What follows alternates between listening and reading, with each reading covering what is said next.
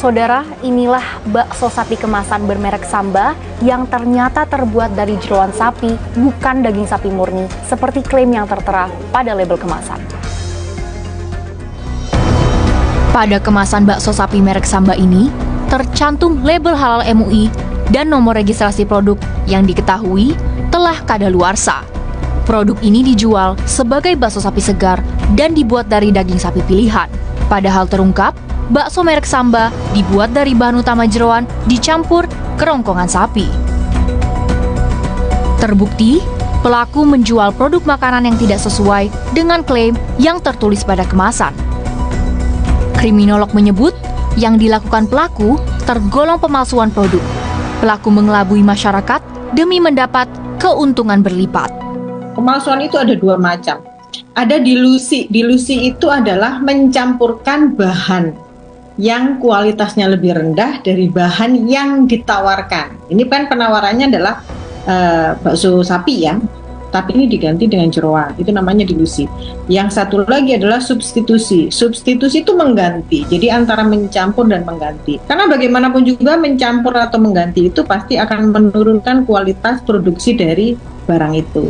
Jadi ini yang membuat masyarakat menjadi rugi. Ruginya sih mungkin tidak besar dan tidak pada saat itu juga. Tetapi ini termasuk dalam kerugian imaterial. Disebut dengan tindak kriminal kalau seseorang itu melakukan penipuan atau kebohongan terhadap orang lain untuk mendapatkan keuntungan pribadi. Nah, ini sudah dianggap sebagai sebuah penipuan. Penipuan dalam makanan olahan, seperti kasus daging sapi berbahan jeroan, tidak bisa dianggap sepele. Lantaran bisa berdampak pada kesehatan konsumen.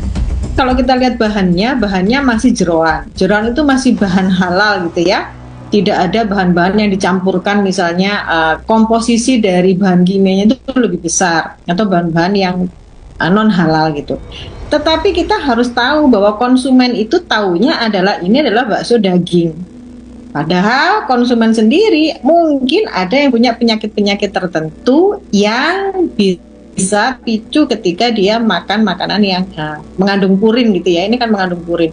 Jadi asam urat menjadi semakin tinggi atau sakit-sakit penyerta yang lain. Nah, ini sangat merugikan masyarakat. Agar kasus serupa tidak kembali terulang, perlu adanya penindakan dan sanksi tegas terhadap peredaran makanan olahan kemasan di pasaran. Sanksi. Ketika sanksi tidak ditegakkan, maka para pelaku baru akan bermunculan karena menganggap bahwa ini adalah sesuatu yang sangat-sangat biasa dan bisa diterima oleh masyarakat. Kejahatannya kejahatan kecil, tidak membahayakan nyawa dalam waktu dekat dan bisa diterima oleh masyarakat. Begitu. Sejalan dengan itu, Yayasan Lembaga Konsumen Indonesia atau YLKI mendorong pihak berwenang bekerja sama meningkatkan pengawasan terhadap makanan olahan yang dijual di pasaran. Kita mendorong juga aparat penegak hukum bisa membongkar lagi kalau misalkan ada kasus serupa seperti ini. Dan juga memang kita mendorong adanya suatu penegakan hukum maupun sanksi yang tegas bagi para pelaku sehingga ini menimbulkan efek jerah. Makanan olahan juga bukan bagaimana pemerintah daerah juga bisa melalui dinas kesehatan bisa melakukan uji maupun juga bagaimana pengambilan sampel yang beredar di pasaran, khususnya makanan olahan. Bagaimana sebenarnya Pemda juga bisa ikut turut dalam hal ini untuk mengawasi bersama. Bagi masyarakat, agar tidak tertipu saat membeli produk bakso sapi kemasan atau produk makanan olahan lain, ada beberapa cara yang bisa dilakukan. Pertama, cek kemasan. Pastikan kondisinya bagus, tidak rusak. Berikutnya, selalu cek label. Biasanya, produsen mencantumkan komposisi makanan hingga sertifikat halal. Cek izin edar. Pastikan produk makanan memiliki izin edar BPOM. Lalu, cek tanggal kadaluarsa. Nah, pastikan kalau membeli suatu barang-barang yang produksi, maka harus toko yang tersertifikasi dan juga legal. Gitu. Yang kedua adalah sebenarnya dari harga. Nah, harga itu juga sebenarnya juga bisa mencirikan bagaimana barang ini asli atau palsu. Tentunya kalau misalnya produksi harga bakso sapi sudah mahal, itu nggak mungkin juga dijual harga murah. Nah, ketika ada harga murah, konsumen juga patut curiga di sana.